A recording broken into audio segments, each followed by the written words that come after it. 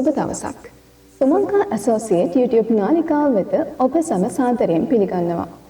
සුමංකා associate අපි සූදානම් මානසික ගැටලු පිළිබඳව කතා කිරීමේ සාකච්ඡාමය වැඩසටහන් මාලාවක් ආරම්භ කිරීමට. ඇත්තටම මේ මගින් අපි බලාපොරොත්තු වෙන කාරණය වන්නේ විවිධ මානසික ගැටලු පිළිබඳව ඔබ දැනුවත් කිරීම, ඒ වගේම මේවට ලබා ගන්න පුළුවන් ප්‍රතිකාර ක්‍රම මොනවද කියන එක ඔබව දැනුවත් කරන්නට. ඉතින් අද දවසේදී අපි සාකච්ඡාවට වාචනය කිරීමට බලාපොරොත්තු වෙනවා සියදිවි නසා ගැනීම කියන කාරණය පිළිබඳව. ඉතින් මේ ගැන කතා කිරීමට අද අපිත් එක්ක එකතු වෙනවා සුවිශේෂී පුද්ගලයෙක්. මම ඔබට එතුමාව මෙහෙම හඳුන්වලා දෙන්නම්. එතුමා හිටපු හමුදා නිලධාරියෙක්. තවත් විදිහකට ගත්තොත් එතුමා ලේඛකයෙක්. ඒ වගේම ග්‍රන්ථ රචකයෙක්. ඒ වගේම මනෝ චිකිත්සකවරයෙක්, මනෝවිද්‍යා උපදේශකවරයෙක්. ඉතින් ඊටමත් ආදරයෙන් පිළිගන්නවා අද අපේ වැඩසටහනට ආචාර්ය මේජර් සුසන්ත සිල්වා මහත්මයා. අයබෝවන් ඔබතුමා. ඉතින් සුසන්ත මහත්මයා මේ සියදිවි නසා ගැනීම කියන කාරණය ගැන කතා කළොත් අද මේ මාතෘකාව කතා කිරීමේදී ඊටමත් විශේෂ හේතුවක් තියෙනවා.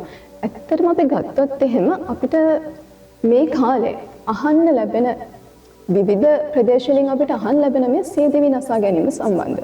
ඒ වගේම මෑත කාලයේදී සිදුවෙන සිදුවීමක් තමයි ඊටමත් තරුණ ගැහැණු දරුවෙක් නෙළුම් කුළුණෙන් පැනලා සියදිවි නසාගත්තා. ඇත්තට ඊටමත් ඛේදනීය පුවතක්, තරුණ ජීවිතයක්.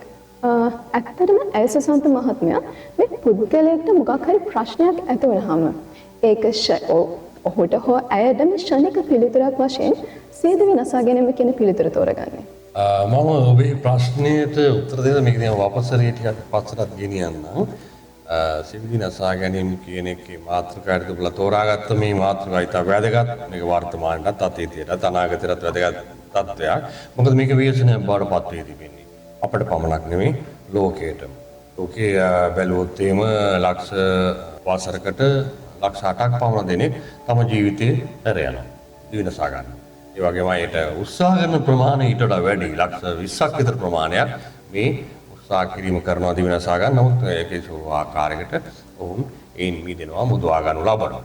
එතකොට මූලිකවමදී අපි බලන්න ඕනේ මෙහෙම ගැටලුවක් ආවට පස්සේ මේකට මුහුණ දෙන්න බැරි. ඇත්තටම මානසික පෞරුෂය දුර්වල අය තමයි මේ මත මේ අවසානයේ පිළිතුර දිවිනසා ගැනීම කියන එකට යන්නේ. එහෙම නැත්නම් අනිත් අය බොහෝ විට ඊට ඒ අවසාන උත්තරය වෙනට ඉස්සෙල්ලා ළඟ තියෙන පිළිවෙත් සොයාගෙන යන මූලිකම දේ ඇත්තටම පෞරුෂය. මානසික මේ පෞරුෂය මම කියන්නේ අංගපතින් ශරීරයෙන් උගත්කමින් වැකියාවෙන් නෙමේ පෞරුෂය මනින්න ඕනේ. මොකද තියෙන මානසික හැකියාවන් දරා ගැනීම, ප්‍රශ්නකට මුහුණ දෙන ආකාරය අනුව තමයි මේක තීරණය වෙන්නේ. ඔබ ඇහුවදේට මුලින් කෙටිම වචනයක් දුන්නොත් මානසික පෞරුෂය දුර්වල පුද්ගලයන් තමයි මේ අවසාන පියවර ඉස්සෙල්ලම ගන්න. නැත්නම් ඊට වඩා ගන්න පියවරවල් ඕන තරම් තියෙනවා. හොඳයි සුසන්ත මහත්මයා. එතකොට ඇත්තටම සියදිවි නසා ගන්න පුද්ගලයෙක්ට මේ සඳහා පෙළඹෙන්න විශේෂයෙන් හේතු වෙන හේතු කාරණා තියෙනවා. මේක එකක් කියලා කියන්න බෑ සමාධි. මේකට බොහෝම හේතුකාර, බොහෝම සංකීර්ණයි මේ ක්‍රියාවලිය. එතකොට ඒකට විශේෂ ක්‍රියා බොහොමයක් බලපාන්න පුළුවන්. හේතු සාධක බොහොමයක් එකක් ඇවිල්ලා ප්‍රධාන වශයෙන් බලපාන්න පුළුවන්. මම මුලින්ම ඔබේ ප්‍රශ්නෙට කෙටි උත්තර දෙයි. මානසික පෞරුෂය.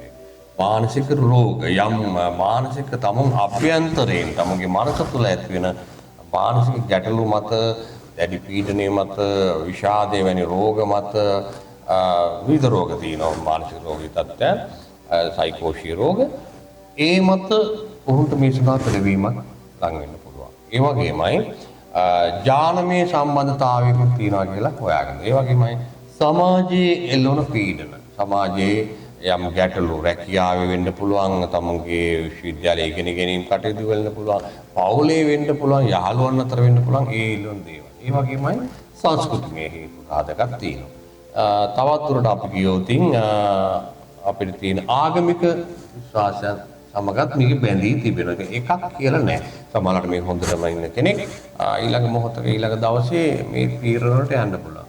මූලිකම දේ ඒ හේතු සාධක සියල්ල තිබුණත් මේ පුද්ගලයෝ යම් යම් සංඥාවන් දෙනවා මේ සමාජයට මේ වගේ තීරණ වලට යමින් පවතිනවා කියලා. ඒකට ඇහුම්කන් දෙන්නේ නැති එක තමයි අපේ පැත්තේ සිද්ධ වෙන දේ.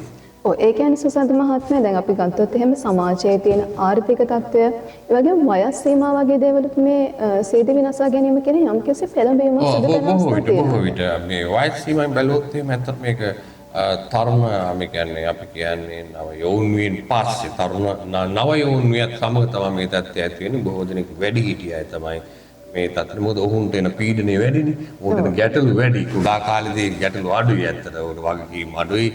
දෙමාපියන් විසින් සමාජය විසින් බලා ගන්නවා. නමුත් තම වැඩි හිටියන් බවට පත් වෙනකොට ඒ එන ගැටලුත් එක්ක ඔවුන්ට එන පීඩනය වැඩි. එතකොට යම් දෙයක් අර වගේ යම් රෝගයක් තිබුණා නම් ශාරීරික රෝගත් මේකට බලපානවා. ඒ කියන්නේ යම් දීර්ඝ කාලීනව පවතින රෝගයක් තියෙනවා නම් ඒකකින් දැඩිව වේදනාව විඳිනවා නම් ඒකත් බලපානවා. ආර්ථිකමය පැත්ත අනිවාර්යෙන් බලපානවා. මේ මම කිව්වේ ඒක තමයි මේකට එක හේතුවක් නෑ. හේතු බොහොමයක් තියෙන තත්ත්වයක්.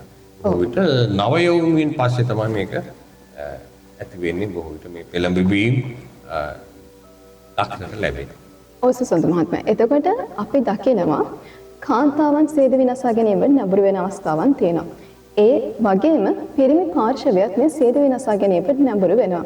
අපි සැලකුවොත් ඇත්තටම වැඩියෙන් මේ සේද විනාශ ගැනීම සඳහා පෙළඹවීමක් තියෙන්නේ කාන්තා පාර්ශවයටද එහෙම නැත්නම් පිරිමි පාර්ශවයටද? මේකේ හොඳ ප්‍රශ්නයක්. මේකේ යම් ඉන්ඩිකේෂන් එහෙම නැත්නම් සංඥාවන් නිකුත් කරන්න බොහෝ විට තර්ජන ලක් වෙන්නේ කාන්තාව. ඔවුන් මේ එපා වෙනවා. එහෙම ඒ තත්ත්වයන්ට ඉක්මනට ලක් වෙනවා. හැබැයි ඔබ දන්නවද වැඩියෙන්ම දිවි නසා ගන්න පිරිමින්.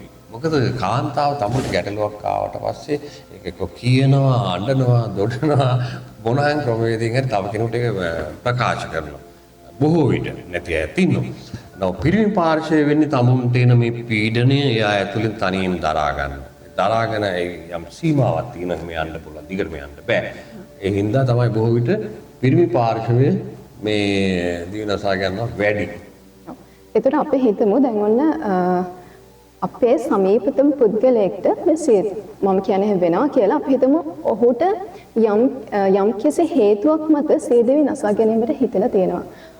එතකොට ඔහුගේ හෝ ඇයගේ සමීපතම මිතුරෙක් ලෙස අපිට බැයිද ඔහු මේ තත්ත්වයට පත් වෙලා ඉන්නවා කියලා අඳුනගන්න?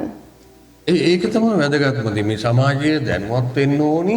ඇත්තටම මේ මෙවැනි තත්ත්වයට පත් වෙලා ඉන්න පුද්ගලයන් හඳුනා ගන්න. එහෙම හඳුනා ගැනීම නැති හින්දා තමයි ඔවුන් මේ තත්ත්වයට ලක් වෙන්නේ. බොහෝ සීදීවි නසාගත් පුද්ගලයන්ගේ වාර්තාවල පෙන්නලා තිනවා. ඔවුන්ගේ 100%ක් වගේම දිවි නසා ගන්න බොහොම ආසන්නයේදී ඔවුන් වෛද්‍යවරු හමු වෙලා තියෙනවා. ඔවුන්ගේ මිතුරන්ට පවසලා තිනවා. යම් දේවල් පවසලා තිනවා මට පාවෙලා තියෙනවා. කියන දැනගන්න පුළුවන්. ඉගෙන ගන්න ළමයි නම් ඔහුට කියන්න පුළුවන් ඒක ප්‍රේම සම්බන්ධය කැඩිලා තියෙනවා. ඒ ගැන කියවන්න පුළුවන්. ඊළඟ ඉගෙන ගැනීමේ යම් ගැටලු තියෙන්න පුළුවන්. මානසික රෝග තත්ත්ව තියෙන්න පුළුවන්. පෞරුෂයේ දුර්වලතාවයක් තියෙන්න පුළුවන්. ඒවා මේ යාට පාඩම් කටයුතු තියෙන අපහසුතාවයන් රැකියාවේ තියෙන ගැටලු ඔහු සමීපතමයන්ට කියනවා. වැඩි හිටියෝ නම් බොහෝ විට බොහොම ටිකක් තවත් වැඩි විටපත් වුණාට පස්සේ යම් අත්හැරීම් සිදු කරනවා. ඔවුන්ගේ ඉඩ කඩන් යාන වාහන ඒවා ඔය යාළුවන්ට නෑදෑයන්ට දරුවන්ට එහෙම දීලා තියෙනවා. ඔව් එතකොට සුසන්ත මහත්මයා ඔය කියන විදිහට අපිට ඇත්තටම මේ සේද විනාශා ගන්න පුද්ගලයෙක් හඳුනා ගැනීමේ ඇත්තටම හැකියාවක් තියෙනවා. හැකියාවක් තියෙනවා. ඔවුන්ගේ ගති ලක්ෂණ තේරුම් ගන්න ඕන වෙනදා විනෝදකාමී පුද්ගලයෙක් මේ තත්ත්වයට පත් වුණාට පස්සේ එහෙම නොවෙනවා. පුද්ගලයා වෙනස් වෙනවා. එහෙම නැත්නම් මේ බොහොම නිශ්ශබ්ද හිටියගෙන විනෝදකාමී කෙන එකත් හොඳ නෑ. ස්වභාවයේ ඔහුගේ ගලා යන ආකාරය වෙනස් වෙනවා නම් ඒක තමයි තේරුම් ගන්න. අඳුනා ගන්න. ඔහු කියන පවසන දේවල් එපා වීම ගැන කියනවා නම් ඔහු දීර්ඝ කාලේ රෝගයකින් පෙළෙනවා. ඔහු විභාග වලින් නම් විශ්වවිද්‍යාල දිගින් දිගට අසමත් වෙනවා නම් ඒව දැනුම් දෙනවා නම් ඔහුගේ චර්යා රටාව වෙනස් වෙනවා නම් ඔහු හඳුනා ගන්න. ඔහුට ඇහුම්කන් දෙන්න. ඇත්තටම පළවෙනි දේ කරන්න ඕනේ ඔහුට ඇහුම්කන් දෙන්න. හොඳින් මොකද්ද ගැටලුව? ඔබට උත්තරයක් දී ගන්න බැරි වෙයි. නමුත් අහගෙන ඉන්න කෙනෙක් මේ වගේ පුද්ගලයන්ගේ ප්‍රශ්නයක් අහන එකත් ඔහුට ලොකු සහනයක් වෙනවා. ඇත්තටම ඒ වයින් තමයි හඳුනා ගන්න පුළුවන්. ඔහුගේ අර ඔහු වෙනස් වෙන ආකාරය අනුව. ඒකට හඳුනාගත්තොත් හොඳට ඇහුම්කන් දුන්නොත් ඔබට අවස්ථාවක් ලැබෙනවා මේ පුද්ගලයාව ජීවිතේ බේරගන්න. ඒ කියන්නේ සුසන්ත මහත්මයා දැන් ඔබතුමාගේ කතාවට අනුව සරලවම කිව්වොත් එහෙම අපිට සේදවි නසා ගන්න පුද්ගලයෙකු හඳුනා ගන්න පුළුවන් ඔහුගේ චර්යාව වෙනදා වගේ නෙමෙයි. එතනින් එහාට වෙනස් වීම තුළ. ඉතින් අපිට බැයිද ඔවුන්ට යම්කිසි උපකාරයක් සිදු කරන්න. ඔව් අනිවාර්යයෙන් මම ඒක තමයි කිව්වේ ඔබට කරන්න පුළුවන් හොඳම උපකාරය තමයි පළවෙනි දේ ඇහුම්කන් දෙන්න. මේ පුද්ගලයා ගැන ආඳුනගන්න. නිකන් ආවට ගියාට අහන්න එපා යන්නේ නැගම පාරේ නැගම කෝල් එකකින් ඉඳලා මම අහන්නේ මොකද්ද ඔයාගේ ප්‍රශ්නේ කියලා නෑ. වෙනම සාත්‍රික ස්ථානයට අරගෙන හොඳ තත්ත්වය ටිකක් කතා කරන්න. ඊට පස්සේ ඔබට මේ දැනීම නොතිබෙන්න පුළුවන්. මොකද මේ මනෝවිද්‍යාව මම විචාරය රටාන මොකද කරන්න ප්‍රතිකාර ක්‍රම ගැන දැනුවත් වෙන ඒ ගැන විශේෂිත පුද්ගලයන් ඉන්නවා. උපදේශකවරුන් ඉන්නවා. මනෝවිද්‍යාඥයන් ඉන්නවා. මේ මානසික සෞඛ්‍ය පිළිබඳ වෛද්‍යවරුන් ඉන්නවා. ඉතින් ඔවුන් ළඟට යොමු කරන එක තමයි යහළුවෙක් වශයෙන් සමීපතමෙක් වශයෙන් පවුලේ කෙනෙක් වශයෙන් කරන්න ඕනේ. මේක සංගවල මේයාගේ හැටි ඕක හරියයි ඕක මෙන්න මේක කරන්න ඕක හරියයි ඒ වගේ උපදෙස් දෙන්න යන්න එපා.